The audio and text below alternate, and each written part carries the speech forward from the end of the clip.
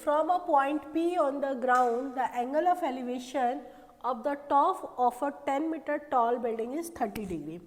एक point P है ground पर और एक बिल्डिंग है और वो बिल्डिंग 10 मीटर टॉल है और यहाँ से इस बिल्डिंग के टॉप का जो एंगल ऑफ एलिवेशन है वो 30 डिग्री है, राइट। यहाँ तक हमें बोल दिया इसने। फिर है a flag is hosted at the top of a building, angle of elevation of a top of a flag stump. इसके ऊपर एक झंडा लगा हुआ है और यहाँ से ही इस फ्लैग के टॉप को देखने पे जो एंगल ऑफ एलिवेशन बनता है अब वो 45 डिग्री का बन रहा है, राइट।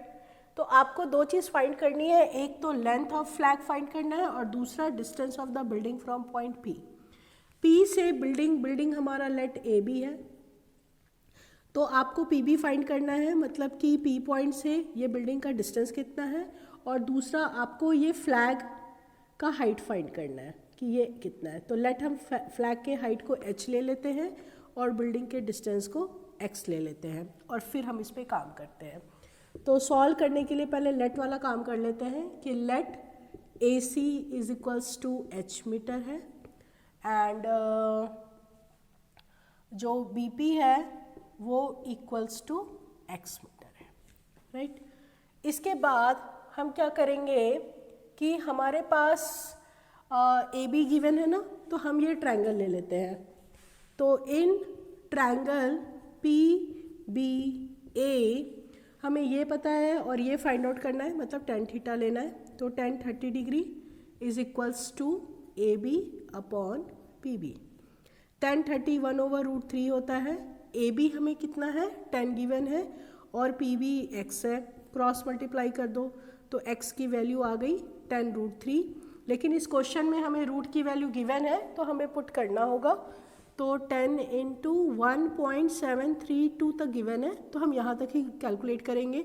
10 है तो एक डिजिट राइट को जाएगा, 17.32 मीटर का हमारा ये डिस्टेंस फाइंड आउट हो गया कि ये जो दूरी है वो 17.32 मीटर की है। अब हमें ये फ्लैग का हाइट पता करना है कि ये कितने हाइट का है। तो उसके लिए हमें क्या करना पड़ेगा कि हमें अब बड़ा वाला ट्रायंगल लेना पड़ेगा, बड़ा वाला राइट एंगल ट्रायंगल। ये छोटा ट्रायंगल तो हम ले नहीं सकते ना, क्योंकि ट्रिग्नोमेट्री राइट एंगल ट्रायंगल के लिए सॉल्व होता है। तो हम बड़ा वाला राइट एंगल ट्रायंगल ले रहे हैं पी बी सी। तो in triangle P B C आपको ये वाली चीज़ फाइंड करनी है और अब हमें ये पता है। तो tan थीटा ले लेते हैं। तो tan 45 degree is equals to C B upon P B और tan 45 की वैल्यू कितनी होती है 1। सी बी देखो ये पूरा यहाँ से यहाँ तक सी बी h प्लस 10 हो जाएगा, तो इसको मैं लिख देती हूँ h plus 10 over P B अभी हमने फाइंड आउट कर लिया था 17.32। क्रॉस मल्टीप्लाई कर लो तो 17.32 is equals to h plus 10। हमें h फाइंड करना है तो 10 को इधर ले आके माइनस कर देंगे। तो h is equals to 17.32 minus 10, that is 17 में से 10 गया 7.32 मीटर। इतने हाइट का हमारा फ्लैग है। एग्जाम्पल नंबर 5 में हम देखते हैं कि the shadow of the tower standing on the level ground is 40 meter longer when the sun's altitude is 30 meter than when it is 60 degree. Find the height of the tower. क्या कह रहा है question में है कि एक tower है, late A B एक टावर है और ग्राउंड से 60 डिग्री के एंगल पे इसका जो शेडो बन रहा है, तो ए बी का शेडो लेट बी सी बन रहा है। तो उस समय सी पॉइंट से इसके टॉप का जो एंगल ऑफ एलिवेशन है वो 60 डिग्री है, राइट। और शेडो का अगर आप 30 डिग्री से देखते हो, लेट बी डी जो है वो शेडो ऑफ अ टावर है व्हेन एंगल ऑफ एलिवेशन जो है वो 30 डिग्री का है। तो क्वेश्चन में कह रहा है कि 60 डिग्री में जो शेडो है और 30 डिग्री में जो शेडो है तो वो 60 डिग्री से 40 मीटर लॉन्गर है, ये वाला पार्ट 40 मीटर लॉन्गर है। तो आपको हाइट ऑफ शेडो बतानी है कि ये शेडो का हाइट कितना है। तो हम लेट कर लेते हैं कि शेडो का हाइट h है। तो let height of a shadow A B equals to h meter and हम बी सी भी लेट कर लेते हैं क्योंकि वो भी अननोन है, B C is equals to X meter. अब आप हमें ये फाइंड करना है और उसके बाद फिर एच फाइंड करना है। तो उसके लिए पहले कोई भी ट्रायंगल ले लो। तो सबसे पहले अगर हम ये ट्रायंगल चूज़ करते हैं तो मुझे ये पूरी साइड चाहिए, पूरी साइड 40 प्लस एक्स बनेगी ना। तो हम बी डी निकाल लेते हैं पहले, B D is equals to D C plus C B 40 plus x. अब in triangle A D B tan 30 degree is equals to A B upon D B. tan 30 degree की value होती है 1/√3, A B h है and D B अभी हमने find किया है 40 plus x है, राइट। इसको क्रॉस मल्टीप्लाई कर लेते हैं तो √3h is equals to 40 plus X, और x की वैल्यू फाइंड कर लेते हैं, x is equals to √3h minus 40। इसको साइड में रख लेते हैं 1 मान करके। अब मैं 60 डिग्री वाले एंगल में जा रही हूँ। In triangle A B C tan 60 degree is equals to A B upon B C. tan 60 की वैल्यू √3, ए बी की value h and B C की value x। Again cross multiply करेंगे तो √3x is equals to h। अभी यहाँ पे देखो x की वैल्यू आई है ना, तो वो यहाँ पे पुट कर दो क्योंकि हमें क्या निकालना है, हमें तो h फाइंड करना है। तो फ्रॉम 1 √3 की वैल्यू पुट कर देते, सॉरी x की वैल्यू पुट कर देते, वो हो गया √3h minus 40 is equals to h। इसको मल्टीप्लाई कर लो तो कितना होता है, √3 into √3 3h minus 40√3 is equals to h। ये 3h के साथ h सॉल्व होएगा तो 3h minus h is equals to minus 40√3 इधर आएगा प्लस 40√3, तो 2h इज इक्वल्स टू 40√3, तो h is equals to 40√3 upon 2, cutting मार दो 20, तो हमारा आंसर आ गया 20√3 मीटर का हमारा ये टावर का हाइट है, राइट। एग्जाम्पल 6 में द एंगल ऑफ डिप्रेशन, अभी डिप्रेशन वाला हमारा फर्स्ट एग्जाम्पल ये आया। तो इसमें हम कैसे करेंगे, top and the bottom of a 8 meter tall building from the top of a multi storeyed building है। तो एक मल्टी स्टोर बिल्डिंग है वो ज़्यादा लंबी होगी और एक बिल्डिंग है जो कि 8 मीटर टॉल है, इनके बीच कोई डिस्टेंस होगा वो गिवन नहीं है, वो हमें फाइंड करना है। तो हमें बी डी भी फाइंड करना है एंड कह रहा है कि जो मल्टी स्टोर्ड बिल्डिंग है उसका एंगल ऑफ डिप्रेशन, मतलब आप अब ऊपर से नीचे देख रहे हो। तो यहाँ पर मैं एक हॉरिजॉन्टल लाइन ड्रॉ कर देती हूँ पहले, एक हॉरिजॉन्टल लाइन, और यहाँ से आप नीचे देख रहे हो। तो कहाँ कहाँ देख रहे हो, एक तो टॉप ऑफ द बिल्डिंग देख रहे हो और एक बॉटम ऑफ द बिल्डिंग देख रहे हो। तो जो टॉप ऑफ द बिल्डिंग है उसका जो एंगल ऑफ डिप्रेशन है वो 30 डिग्री है एंड जो बॉटम ऑफ द बिल्डिंग है उसका एंगल ऑफ डिप्रेशन 45 डिग्री है। डायग्राम बनाना बहुत इंपॉर्टेंट होता है, अगर आपका डायग्राम बन गया तो क्वेश्चन तो बहुत ही सिंपल होता है, आसानी से सॉल्व होगा। तो आपको height of the multi storeyed building निकालना है, मतलब हमें ये फाइंड आउट करना है। जो भी फाइंड करना होता है उसको h ले लेंगे और लेट इसको मैं x ले लेती हूँ, राइट। तो अब करेंगे कैसे, तो यहाँ पर देखो ये तो ट्रायंगल बन रहा है लेकिन ये पार्ट ट्रायंगल नहीं पड़ रहा, तो हम कंस्ट्रक्शन कर लेते हैं और इसके पैरेलल यहाँ पर ये एक लाइन ड्रॉ कर लेते हैं और इसको E नाम दे देते हैं, राइट।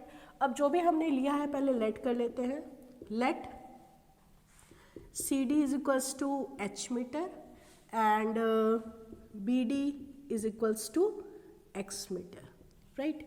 अब एंगल ऑफ डिप्रेशन के केस में क्या होता है कि जैसे AC एक ट्रांसवर्सल लाइन है और ये लाइन आपस में पैरेलल है, राइट। इसका भी कुछ नाम रख देते हैं, E के बाद F रख लेते हैं। तो आप थोड़ा सा लिख लो यहाँ पे कि CF is parallel to AE and CA is transversal, therefore ये जो एंगल बन रहा है 30 डिग्री वाला और यहाँ पर जो एंगल बन रहा है ये दोनों सेम होंगे, Z बन रहा है ना, Z फॉर्म हो रहा है, ये इस तरह से Z फॉर्म हो रहा है। तो ऑल्टरनेट इंटीरियर एंगल से therefore angle EFCA is equals to angle CAE equals to 30 degree alternate interior angle से। सिमिलरली करके बस आप इसको भी दिखा सकते हो कि ये 45 का है तो ये भी 45 का होगा। तो बस सिमिलरली लिख देते हैं कि angle F C B is equals to C B D is equals to 45 degree. बस अब हमारा काम हो गया। अब हम ट्रायंगल चूज़ करते हैं। तो पहले 45 वाला चूज़ करना आसान होता है क्योंकि 10 45 की वैल्यू 1 होती है, तो हम उसी से एक चलते हैं। In triangle C B D 10 45 degree is equals to C D upon B D. 10 45 की वैल्यू होती है 1, सी डी हमने h लिया है, बी डी हमने x लिया है, क्रॉस मल्टीप्लाई करोगे तो h is equals to x आ गया। इसको 1 रख के साइड में कर लो। अब हम ये वाला ट्रायंगल चूज कर रहे हैं, राइट। तो अब इन ट्रायंगल AEC 10 30 डिग्री लेंगे, ये 30 डिग्री है ना, तो 10 30 degree is equals to CE upon AE। 10 30 की वैल्यू कितनी होती है 1/√3 और CE कितना होगा, ये पूरा हमारा h है और ये 8 दिया हुआ है, मतलब यहाँ से यहाँ तक भी 8 होगा।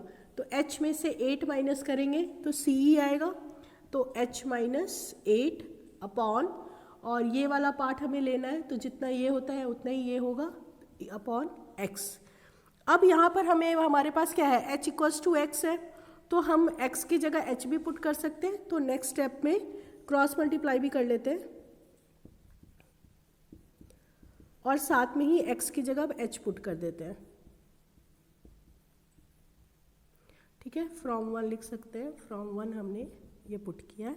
अब हम h के लिए सॉल्व करेंगे तो 8√3 को इधर ले आते हैं क्योंकि वो नेगेटिव है, और ये √3h, ये h इधर जाएगा तो माइनस h हो जाएगा, राइट। अब यहाँ पर ये सॉल्व करते हैं तो यहाँ पर h कॉमन आ जाएगा और यहाँ पर कुछ भी नहीं कॉमन आ रहा, तो 8√3 is equals to h √3 minus 1, √3 minus 1 को इधर ले आते हैं तो 8√3 minus 1 is equals to h।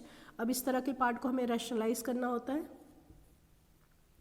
तो √3 माइनस 1 है तो प्लस से रैशनलाइज करेंगे, 8√3 से √3 को मल्टीप्लाई करेंगे तो √3 8 3 जा 24 plus 8√3 upon a minus B A plus B, A square minus B square की आइडेंटिटी है तो 3 माइनस 1, नीचे तो 2 आ गया और 2 से यहाँ पे कुछ कॉमन आ रहा है तो इसको काट देते हैं, पहले कॉमन ले लेते हैं, तो 8 कॉमन आ रहा है तो 8 3 जा 24 प्लस √3/2, ये कट हो गया 4, तो हमारा आंसर आ गया 4 3 प्लस √3 मीटर। अब क्योंकि x और h दोनों सेम है तो हमें हाइट भी फाइंड करनी थी और डिस्टेंस भी फाइंड करना था, तो दोनों का आंसर ये सेम ही होगा। तो therefore h equals to x equals to 4 3 plus √3 meter, ये हमारा फाइनल आंसर हो गया। एग्जाम्पल नंबर 7 में हमारे पास है from a point on the bridge across a river. ये एक ब्रिज है और इससे एक नदी बह रही है, तो कह रहा है द एंगल ऑफ डिप्रेशन, मतलब ऊपर से नीचे देख रहा है, ये ब्रिज के ऊपर P पॉइंट पे एक बंदा है और वो ऊपर से नीचे देख रहा है, तो नीचे क्या हो रहा है कि opposite sides of the river की अपोजिट साइड वो देख रहा है, तो एक तो ये 30 डिग्री का एंगल बन रहा है जो एंगल ऑफ डिप्रेशन है, और एक तरफ से 45 डिग्री का एंगल बन रहा है जो एंगल ऑफ डिप्रेशन है। If the bridge is at a height of 3 meter, कह रहा है कि अगर ब्रिज की हाइट 3 मीटर है तो आपको इस ब्रिज की विड्थ पता करनी है, चौड़ाई पता करनी है, राइट।